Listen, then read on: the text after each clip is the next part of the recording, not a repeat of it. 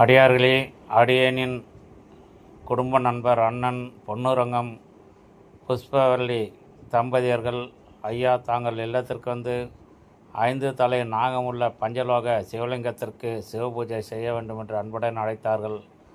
அடியேன் அவர்கள் இல்லத்திற்கு சென்று 5 தலை நாகமுள்ள பஞ்சலோக சிவலிங்கத்திற்கு சிவபூஜை செய்து அந்த குடும்பத்தில் அனைவரும் நலமாக இருக்க வேண்டும் என்று பிரார்த்தனை செய்தேன். திருச்சிற்றம்பலம், தில்லையம்பலம்.